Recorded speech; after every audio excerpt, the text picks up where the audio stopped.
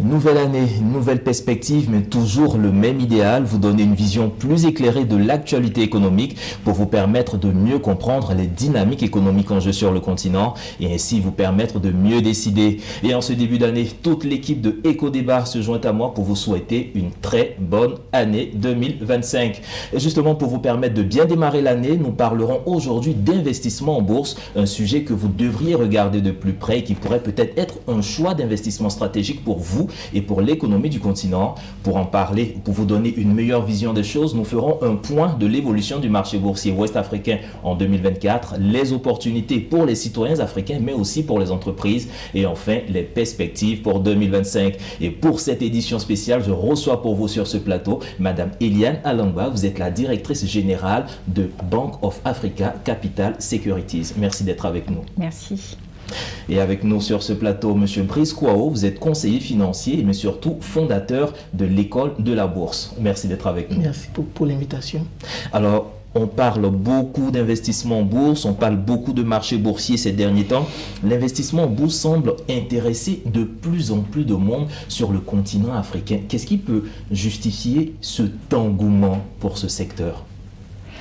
Alors, je pense que l'engouement que l'on observe sur l'investissement en bourse en Afrique s'explique beaucoup par les actions qui ont été menées par les acteurs du marché financier, pour parler spécifiquement de notre région ouest africaine, mais aussi dans les différentes zones, avec la médiatisation des marchés financiers, les crises qui ont eu lieu, qui ont secoué les marchés financiers, qui ont impacté les économies. Beaucoup de personnes se sont rendues compte de l'importance des marchés financiers. Importance qui peut être défavorable parfois, mais qui peut être aussi source de profit. Et donc, de nombreux citoyens ont commencé à s'intéresser. Il y a eu de la vulgarisation sur les différents médias et sur les réseaux sociaux qui permettent quand même d'accélérer la circulation de l'information. Et particulièrement dans notre zone, on observe différentes initiatives venant des sociétés de gestion d'intermédiation, venant de la BAVM, Bourse régionale des valeurs mobilières, venant du dépositaire central Banque de règlement, ou alors de notre régulateur, l'AMF-UMOA, qui contribue à faire de mieux en mieux connaître la bourse et surtout à la présenter comme un moyen de faire fructifier l'épargne tout en évoluant dans un cadre sécurisé. Évoluer dans un cadre sécurisé, c'est quelque chose, on va dire, ces derniers temps, avec tout ce qui est monnaie électronique ou ces transferts un peu douteux qui ont créé un peu l'actualité à un moment. Mais vous, à la différence des sociétés de gestion d'intermédiation, vous qui êtes auprès des populations, qui essayez de sensibiliser ces petits porteurs, comme on les appelle, comment est-ce que vous arrivez à ressentir cet engouement? Qu'est-ce qui justifie cet engouement chez ces personnes qui viennent chez vous? Déjà, comme elle a dit, il y a eu des scandales dans l'investissement. Dans l'investissement, dans le domaine de la crypto, récemment dans le domaine des VTC, avant ça dans l'agrobusiness. Donc ces scandales ont révélé deux choses. Les populations, certaines en tout cas, avaient la capacité d'investir. Ils n'avaient pas une bonne éducation pour distinguer les arnaques des bonnes opportunités. Donc nous, on vient et on leur dit, il est plus fiable, il est plus rentable, il est plus sécurisé d'investir dans le vendeur de carburant ou dans le vendeur de l'électricité. Elle redirige l'argent qui au préalable partait dans les arnaques sur le marché. Donc on avait cette population d'investisseurs qui existait, mais qui n'avaient pas les bons produits d'investissement à sa disposition. Et puis après, il y a la nouvelle classe moyenne qui arrive avec l'éducation normale qui sait qu'au-delà de la banque, acteur traditionnel d'épargne, il y a l'assurance vie, il y a la bourse, il y a l'immobilier. Donc cette nouvelle classe moyenne qui arrive n'est pas dans la logique de nos parents qui n'avaient que la banque comme information. Donc ils commencent déjà leur carrière avec une certaine diversification de leur épargne. Mais justement, on voit auprès de vous l'école de la bourse, vous formez certaines personnes aux actions, aux activités de la bourse. On sent un engouement chez vous, mais ceux qui viennent se former, là je me retourne vers vous pour poser cette question. Est-ce que vous ressentez une augmentation de votre, je dirais pas votre chiffre d'affaires, mais de votre portefeuille client de particuliers? Est-ce qu'on sent des personnes véritablement venir? On le sent effectivement, on le sent d'abord en termes d'ouverture de compte. C'est notre indicateur principal pour mesurer cet afflux de nouveaux investisseurs. Et on le sent également dans la présence des investisseurs particuliers dans les opérations d'appel public à l'épargne, donc tout ce qui va être emprunt obligataire et offre publique de vente d'actions. La part des particuliers augmente de plus en plus. Il y a quelques années, on était à moins de 0,5% de ces opérations. Aujourd'hui, on commence à avoir une proportion qui va vers les 2 chiffres. Donc, on sent cette évolution. On sent des particuliers qui sont demandeurs de formation. Donc, je pense que les chiffres que M. Kouao a communiqués montrent cette croissance. Et avec l'évolution de cet indicateur, ça montre bien qu'il y a de nombreuses personnes qui sont intéressées pour être formées et pour venir vers la bourse. Alors, longtemps, on nous a fait comprendre que la bourse, c'était réservé à une certaine élite. Il fallait avoir un certain pouvoir d'achat avant d'y aller. Aujourd'hui, qu'est-ce qu'il faut? Quel est le minimum pour ouvrir un compte, pour pouvoir acheter des actions? Là, on parle du marché ouest-africain et principalement de la bourse régionale des valeurs mobilières, la BRVM. Combien il faut pour ouvrir un compte, pour commencer à acheter des actions? Alors, tout dépend de la politique de chaque société de gestion et d'intermédiation. C'est un choix, pas forcément un choix pour discriminer la clientèle, mais c'est plus en termes de taille de la société et de capacité à gérer une grande masse de clients. Donc, certaines SGI vont souhaiter commencer des comptes à partir de 500 000 francs, d'autres avec des tickets beaucoup plus importants qui peuvent aller jusqu'à 10 millions, voire 50 millions. L'idée, ce n'est pas de rester sur cette notion d'élite, mais c'est vraiment de dire notre taille nous permet de gérer tel type de clientèle ou telle quantité de clients. Au-delà, peut-être qu'on peut être limité. Dans le cas de BOA Capital Securities, on a défini un montant de 500 000 francs CFA. Qui est un ticket d'entrée. Et puis, on a aussi défini ce montant qui permet de diversifier le portefeuille. Parce que l'idée était aussi de permettre aux clients d'ouvrir un compte titre et de pouvoir diversifier leur portefeuille dès l'ouverture et ne pas se limiter à un montant trop petit qui ne permet pas d'acheter plusieurs types d'actions et qui très rapidement va se retrouver limité et l'investisseur va estimer que l'investissement en bourse n'est pas porteur. Donc, c'est ce signal-là qu'on ne voulait pas envoyer. Mais bien sûr, quand un client s'approche de nous, s'il nous demande d'ouvrir avec un ticket qui est inférieur aux 500 000 francs, on voit avec lui dans quelle mesure il peut atteindre ce minimum de 500 000, toujours dans l'objectif de diversifier son portefeuille. Toujours dans l'objectif de diversifier. Et on voit en tout cas beaucoup de témoignages comme quoi, avec tel investissement que j'ai eu à faire en bourse, j'ai pu scolariser mes enfants dans de grandes écoles, j'ai pu construire tel bâtiment. Qu'est-ce qu'il faut véritablement pour pouvoir profiter du marché boursier, pour les particuliers principalement d'abord? Parce qu'on voit certaines personnes démarrer avec 500 000 francs CFA. Est-ce qu'au bout d'une année, de 2 années, avec ces 500 000 francs CFA, on peut se permettre de tels projets? Ou bien, quelle politique il faut mettre en place pour le particulier, le citoyen qui nous suit aujourd'hui, qui veut investir sur un marché boursier?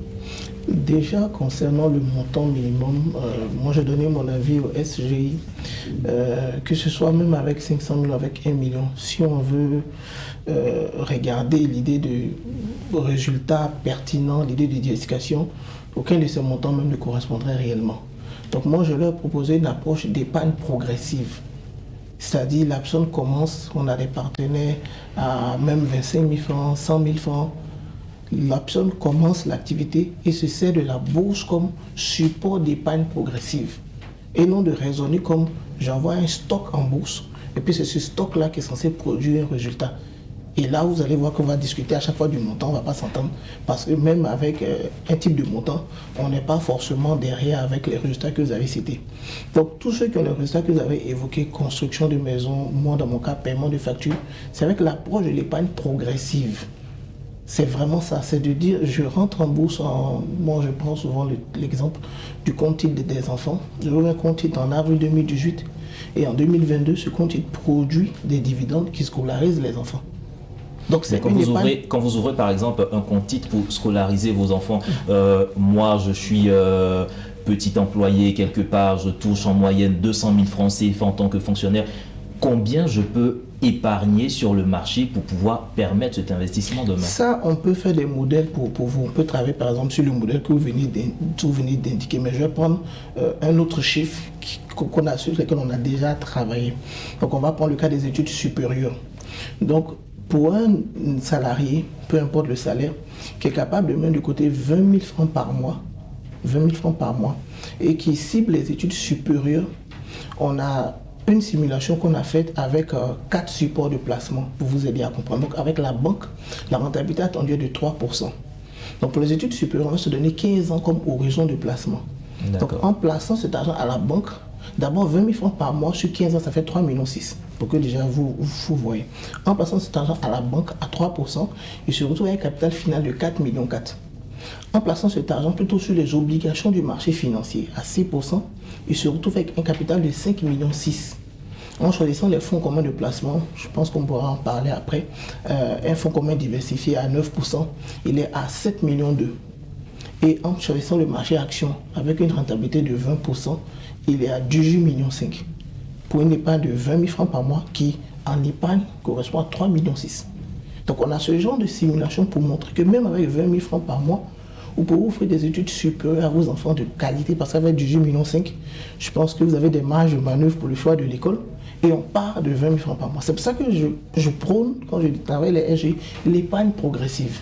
Ça rend les choses plus simples pour tout le monde et ça permet d'envoyer du volume sur le marché. Alors l'épargne progressive, ça me permet d'ôter une idée préconçue qui est dans nos têtes comme quoi les marchés boursiers c'est un peu de l'argent rapide. Non, c'est pas de l'argent rapide, mais c'est de l'argent sûr, structuré dans le temps. Mais vous, justement, quand vous accompagnez ces clients, quels sont les différents, il a parlé de certains produits, mais au niveau quels sont les produits je ne peux pas dire que vous vendez, mais que vous conseillez à vos clients? On entend beaucoup parler d'actions, d'obligations, mais là, il a utilisé un terme. Les fonds communs de placement. Oui. Alors, très rapidement, c'est quoi exactement? Alors, je vais juste aussi appuyer ce que M. Kouao a indiqué sur la progressivité de l'investissement en bourse. La bourse, c'est un investissement de moyen long terme. Donc, pour s'opposer un peu à la croyance populaire, il n'y a pas cette notion d'immédiateté sur la bourse, il y a une notion de constance et de progression. Donc même quand on parlait des tickets d'entrée, il faut savoir que comme la bourse, ce sont des cycles, on aura des moments où ça monte, des moments où ça baisse. Il faut pouvoir saisir tous ces mouvements et c'est par la progressivité qu'on peut saisir ces mouvements.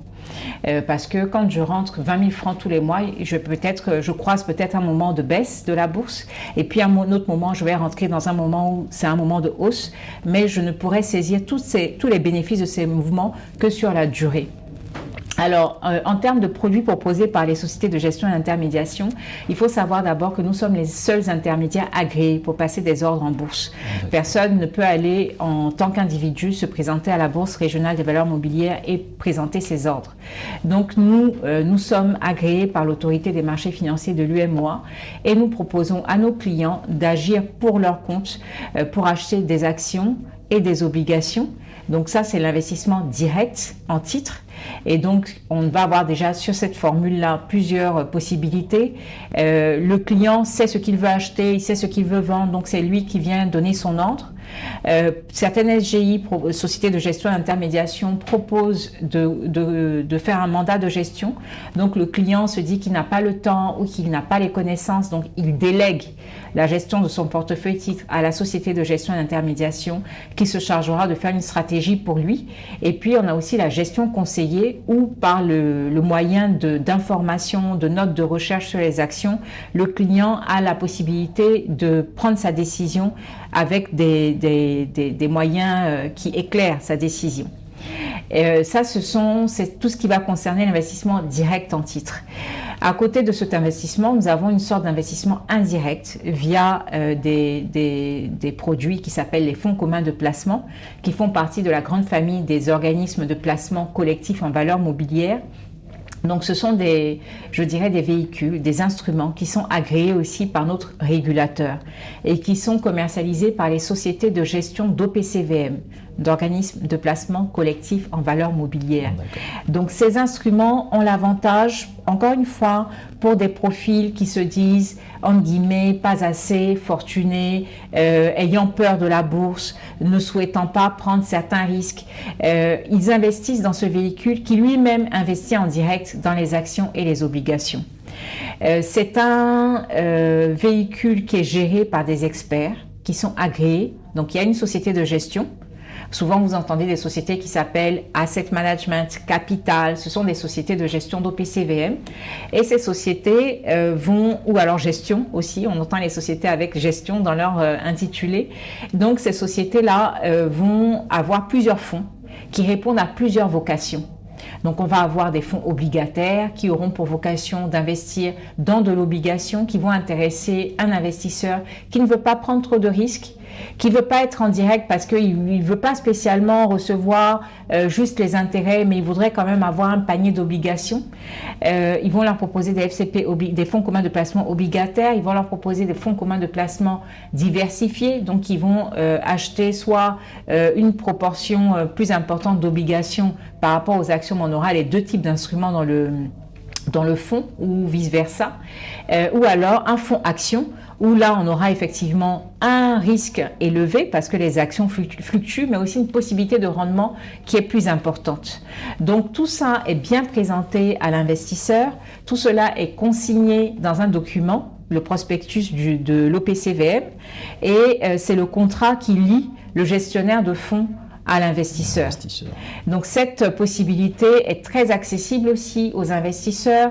On a des fonds communs de placement qui sont accessibles avec des valeurs liquidatives, donc le prix d'une part du fonds commun de placement est dans l'ordre de 10 000, dans l'ordre de 5 000 francs. On a même des parts décimalisées qui permettent avec 1 000 francs d'investir en bourse. C'est tout à fait accessible. Alors, quand on entend tout ça, on se dit on a des opportunités, et quand on regarde un peu l'année 2024 qui vient de s'achever, quels ont été les grands moments de cette année en termes de marché financier, d'opportunités? Déjà, globalement, on a eu une année qui est finie en croissance. Comme Mme la directrice l'a dit, sur le marché, les actions fluctuent. Donc, globalement, on a un instrument, les indices boursiers, qui permet d'appréhender la fluctuation globale du marché. Donc, entre les actions qui progressent et celles qui régressent, on sort une forme de moyenne. Donc, au 20 décembre, il me semble, on était déjà à 27% de progression pour le marché. Donc, 27%, ça veut dire quoi? Ça veut dire que si quelqu'un avait investi équitablement, par exemple 100 000 francs sur l'ensemble des 46 actions cotées à la BFM, entre celles, comme j'ai dit, qui montent et qui baissent globalement, il aurait fait 27% de progression. Pour vous donner un point de comparaison, c'est 9 fois la rentabilité de la banque. Donc ça, c'est la performance du marché. Deuxième, au niveau des volumes, on a fini au 20 décembre, on était à 174 milliards de volume de transactions en hausse d'environ, en tout cas l'année passée, on était à 149. Donc il y a plus de volume de transactions et un marché qui a lui-même progressé. Et dernier fait, bon, qui est plutôt, on n'en a pas souvent, donc on se réjouit d'en avoir des introductions en bourse côté action. Donc on a eu la Loterie nationale du Bénin qui est rentrée, et une autre entreprise béninoise qu'on attendait sur la fin de l'année, qui va se retrouver finalement en 2025, qui est la première banque du Bénin, la BIIC. Donc on a un retour, j'ai envie de dire, des IPO qui enrichissent le marché de nouvelles opportunités. Donc, un accroissement des investisseurs, une augmentation des investisseurs qui viennent. De l'autre côté, les entreprises qui trouvent en tout cas tout l'intérêt et qui commencent à venir plus de volume pour s'introduire en bourse. De changer plus facilement. Et tout ça, c'est vraiment des indicateurs ouverts sur tous ces aspects-là. Donc, on a bon espoir que 2025 sera encore plus reluisant, beaucoup plus d'opportunités. 2025 est pleine de belles perspectives avec ce qui a été amorcé en 2024, la bourse qui a franchi un cap aussi historique en termes de capitalisation boursière. La bourse vient de franchir les 10 000 milliards de francs CFA, ce qui marque une progression de plus de 1100% depuis la création de la BAVM. Donc c'est vraiment des indicateurs qui montrent qu'on est en pleine croissance, qui montrent qu'il est vrai que notre marché est encore petit et nécessite de grandir, mais ce sont des indicateurs qui viennent rassurer aussi ceux qui se posent encore la question de rejoindre la BAVM. En 2025, on va continuer d'avoir de nouvelles introductions en bourse, comme l'a dit M. Kwao. On va continuer de profiter des résultats positifs que les sociétés communiquent. Déjà sur l'année 2024, on a eu des sociétés qui ont brillé par la qualité de leurs résultats. Et donc, elles ont un cours certaines ont connu une évolution de cours de plus de 90%. Donc, ce qui est un signal positif. Bien sûr, on a des sociétés qui ont connu des baisses parce qu'elles traversent une certaine période qui est moins favorable pour elles. Mais dans ces conditions, et c'est pour ça qu'il est important de se former, c'est là que nous, spécialistes du marché financier, on indiquera à l'investisseur pourquoi est-ce qu'il faut continuer à renforcer sa position sur certaines valeurs après les avoir analysées et pourquoi il faut préparer la reprise de ces valeurs dans les années à venir. Alors, vous me permettrez, parce qu'il y a beaucoup de personnes qui nous suivent et qui sont intéressées par ces marchés. De temps en temps, on entend par exemple sur le marché de la BRVM, l'indice BRVM Composite a augmenté de temps, l'indice a baissé de temps, telle action a baissé de temps. Sur quoi reposent ces fluctuations ? Le citoyen lambda qui regarde aujourd'hui, qui veut acheter une action BOA Côte d'Ivoire, une action BOA Sénégal, sur quoi est-ce qu'il doit se baser pour savoir, ah, c'est sur cette action que je dois miser demain, c'est sur cette action, sur quoi est-ce qu'il se base ? Comment il peut s'orienter? Alors, sur les indicateurs qui vont aider un investisseur à prendre des positions, c'est déjà l'analyse des fondamentaux de la société. Donc, on commence la journée boursière avec un certain cours. Au cours de la journée ou au cours d'une certaine période, chaque investisseur fait des prévisions à partir des fondamentaux, donc des données chiffrées que la société a communiquées. Donc il va avoir des attentes, il va faire des anticipations, il va se dire aujourd'hui il me semble que cette valeur est sous-évaluée. C'est peut-être le moment de l'acheter. Mais quand la personne dit cette valeur est sous-évaluée, tout le monde n'est pas financier, donc on ne peut pas savoir. C'est là que notre apport, l'apport des spécialistes est utile, l'apport de nos analystes financiers. Parce qu'effectivement, le citoyen ordinaire n'a pas forcément tous les outils pour pouvoir décider qu'une valeur est sous-évaluée, une valeur est surévaluée, c'est le moment de sortir, c'est le moment de rentrer. Il pourrait le faire parce qu'il aura un flair, par exemple, mais ça reste du flair et ça reste subjectif. Donc, il faut que, quand il sait qu'il n'a pas les outils pour cela, il faut qu'il s'en remette aux notes d'analyse sur les actions qui sont produites par des SGI, aux formations, aux outils qui sont transmis dans le cadre de formations faites par des personnes qui s'y connaissent sur le marché financier, et c'est là qu'il pourra se positionner. On a par exemple, il y a des initiatives aussi qui sont portées par l'association des petits porteurs, qui s'appelle l'ASCOT BRVM. Au cours de ces rencontres, les actionnaires, avec leurs mots, avec leurs outils de novices, partagent des bonnes pratiques qui permettent de détecter les pépites sur la BRVM. Donc, j'ai peut-être parlé de façon trop technique sur cette question de surévaluer, sous-évaluer, mais de façon plus simple, en présentant les indicateurs d'une société, en utilisant quand même des outils d'analyse financière, parce que malheureusement on ne peut pas faire autrement que de faire de l'analyse financière. On peut définir une valeur de la société et à partir de là définir une valeur théorique de l'action. Et c'est là qu'on pourra dire la société pourra encore évoluer, ou alors la société a déjà atteint ses limites. Il faut peut-être, même si on ne cède pas complètement la valeur, on va peut-être ne plus s'engager sur l'achat de cette valeur. Et pouvoir regarder ailleurs. Exactement. Mais vous, dans le cadre de vos formations, ce que vous accompagnez, est-ce qu'à un certain moment, une fois que vous finissez leur formation, ils sont laissés à eux-mêmes, ou bien il y a des petites astuces pour pouvoir les aider à comprendre ce grand mécanisme-là? En fait, c'est un processus de formation et d'accompagnement. Donc, je vais revenir déjà sur l'idée des fondamentaux que Madame la directrice a évoqué.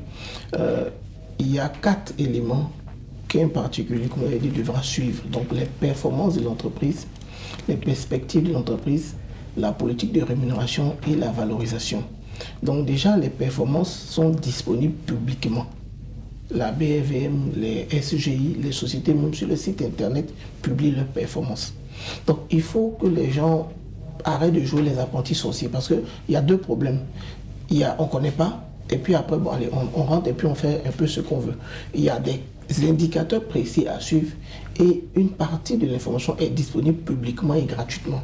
Donc, concernant les performances, site de la BRVM, rubrique rapport des sociétés cotées. Concernant les perspectives, c'est une analyse de l'actualité économique et de l'évolution des secteurs d'activité. Comme par exemple, un gouvernement, sans citer le nom, interdit les importations de véhicules d'occasion, ça va stimuler les concessionnaires auto.